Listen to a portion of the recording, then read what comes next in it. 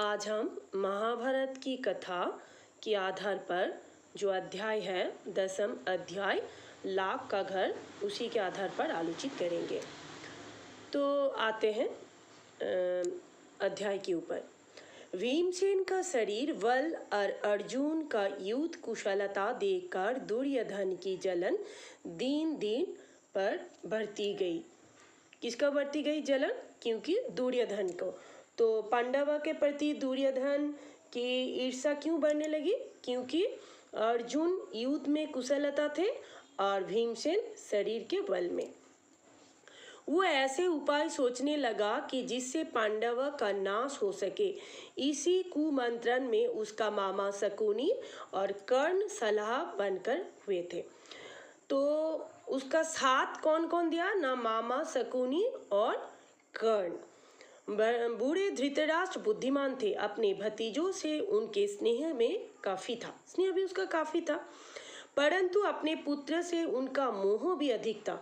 मोह अधिक था धृतराष्ट्र का। इसी कारण वो धृतराष्ट्र दुर्योधन अन्याय कर रहे हैं वो जानते हुए भी वो कुछ भी कर नहीं सकते थे, क्योंकि उसका संतान के प्रति, दुर्योधन के प्रति इतना मोह में वो विचलित थे।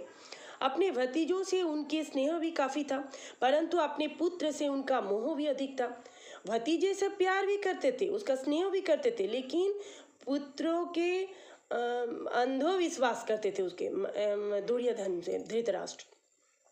तो दृढ़ निश्चय किया कि उनमें कवि थी, पर वो किसी बात पर वो स्थिर नहीं रह सकते थे। अपने बेटे पर अंकुश रखने की शक्ति उनमें नहीं थी। अर्थात वो जानते थे कि ये काम वो ठीक नहीं कर रहा है, फिर भी उसके ऊपर वो कमजोर थे। एक में हम बोल सकते हैं कि वो कमजोरी थी इसी कारण दुर्योधन के प्रति धृतराष्ट्र का। इसी कारण ये जानते हुए भी दुर्योधन कूड़ा पर चल रहा है, इन्हें उसके ही साथ दिया। पहले ही आप बोले। इधर पांडव की लोकप्रियता दिन दिन बढ़ती जा रही थी। समाज सभा में लोग कहते थे कि राजगद्दी पर बैठने की योग्य तो युधिष्ठिर की है। वे कहते थे धृतराष्ट्र तो जन्म से ही अंधे थे, इसी कारण उनके छोटे भाई पांडु ही सिंहासन पर बैठे थे। उनकी अकाल मृत्यु हो जाने और पांडव के बालक होने के कारण कुछ समय के लिए धृतराष्ट्र ने राजकाज संभाला था। जब उसका अकाल मृत्यु हो गई तब कुछ ही दिनों के लिए धृतराष्ट्र ने ही राजकाज संभाला था। अब युधिष्ठिर बड़े हो गए तो फिर आगे धृतराष्ट्र को राज्य अपने ही अधीन रखने का क्या अधिकार है? पितामह भीष्म का तो कर्तव्य है कि वो धृतराष्ट्र से राज्य का भार युधिष्ठिर को दिला दे। युधिष्ठिर सारी प्रजा के साथ न्यायपूर्वक व्यवहार कर सकेंगे, क्योंकि हम जानते हैं कि सत्यवादी युधिष्ठिर वो इतना ही न्याय से चलते थे। मतलब युधिष्ठिर हम सभी जानते हैं। तो जो जो पांडव की ये लोकप्रियता दिखाई देती थी, ईर्ष्या से वो और भी अधिक उड़ने लगता था। एक दिन धृतराष्ट्र को अकेले में पाकर दुर्योधन बोला, पिताजी पूर्ववासी तरह तरह के बातें करते हैं, जन्म से दिखाई देने के उसका ये बात बोल बोल कर उसका दुर्बल कर देते थे। दुर्योधन राज्य से वंचित ही रह गए। राज सत्ता आपके छोटे भाई के हाथ में चली गई। अब यदि युधिष्ठिर को सजा राजा बना दिया गया तो फिर तो हम राज्य की आशा नहीं कर सकेंगे। पिताजी इनमें तो ये अरमान ना सहा जाएगा, माने अपमान ना सहा जाएगा। ये उसको पिताजी को बार बार बोलते थे और उसको दुर्बल कर देते थे ये बात बोल बोलकर। यह सुनकर राजा धृतराष्ट्र सोच में पड़ गए। बोले, बेटा तुम्हारा तो कहना ठीक ही है, लेकिन युधिष्ठिर के विरुद्ध कुछ करना भी तो कठिन है, क्योंकि युधिष्ठिर धर्मानुसार से चलता था। हम सभी जानते हैं कि सत्यवादी युधिष्ठिर वो राजनीति भी थे, वो सत्य के पथ में चलते थे, वो किसी के साथ ईर्ष्या भी नहीं करते थे, सबको समान स्नेह करते थे, अपने पिता के समान ही गुणवान है।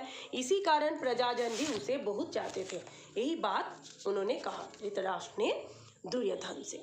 यह सुनकर दुर्योधन बोला, पिताजी आपको और कुछ नहीं करना है, सिर्फ पांडवों को किसी न किसी बहाने वर्णावत के मेले में भेज दीजिए। ये भी इसका एक चाल है। तो ये इसी कारण वो ने ये कहा। इसी बीच अपने पिता पर और अधिक दबाव डालने के इरादे से दुर्योधन ने कुछ कूटनीतिज्ञों को अपने पक्ष में मिला लिया। वे बारी बारी से धृतराष्ट्र के पास जाकर पांडवों के विरुद्ध ने उनके उस्काने लगे। इनमें कर्णिक नाम का एक ब्राह्मण का मुख था जो शकुनी का मंत्री थे। तो शकुनी का मंत्री का नाम क्या था?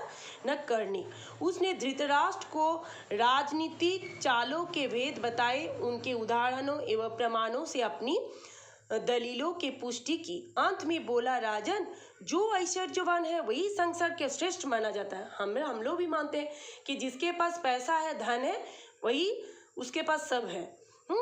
और जिसके पास पैसा नहीं है, धन नहीं, उसके पास कुछ भी नहीं है। यही बात कर्णिक ने धृतराष्ट्र से बताई। यह बात ठीक है, पांडव आपके भतीजे हैं, परंतु वे बड़ी शक्ति संपन्न भी है। इसी कारण अभी से आप चौकन्ने हो जाए, मतलब सतर्क हो जाए। आप पांडु पुत्र से अभी रक्षा कर लीजिए, वरना पीछे पछताएंगे।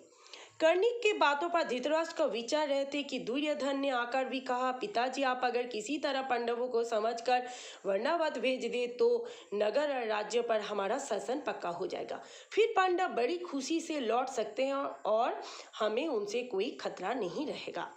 दुर्योधन और उसके साथ धृतराष्ट्र को रात दिन इसी तरह पांडवों के विरुद्ध कुछ न कुछ कह सुनते रहते थे और उन्हें अपना दबाव डालते रहते थे। धृतराष्ट्र कमजोर पड़ गए और उनका लाचार होकर अपने बेटे की सलाह माननी पड़ी। हम पहले कहते थे वो दुर्बल थे उसके बेटे पर, वो जानते थे कि ये काम ठीक नहीं है, फिर भी वो उससे सलाह माननी पड़ी। दुर्योधन के पृष्ठपोषक ने वर्णावत की सुंदरता और खुशियों के बारे में पांडवों को बहुत ललचाया। कहा कि वर्णावत में एक भारी मेला होने वाला है जिसकी शोभा देखते ही बनेगी।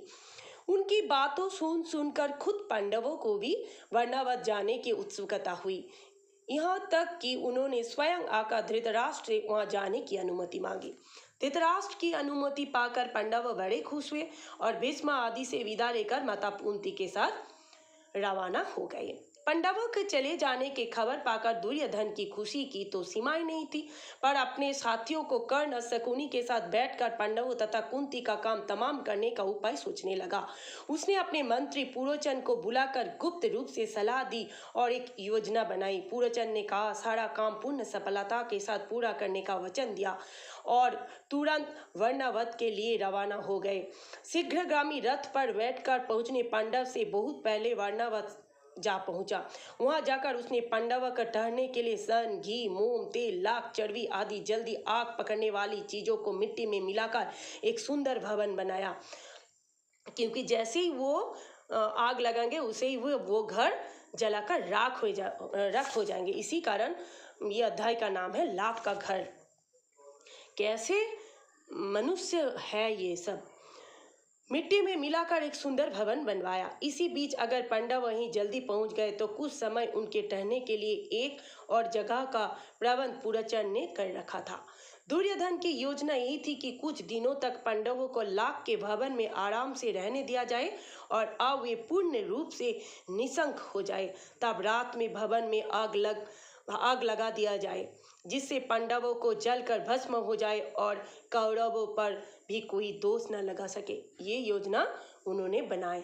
लेकिन हम लोग यही जानते हैं कि ऊपर वाला अगर चाहे तो किसी का सत्य के पथ पर, अगर यही मैसेज हमें देते हैं कि अगर सत्य के पथ पर अगर जाए और सच्चाई के बारे में हम सोचें तो कभी भी किसी का कभी खराब नहीं हो सकता। यही इसका मैसेज है।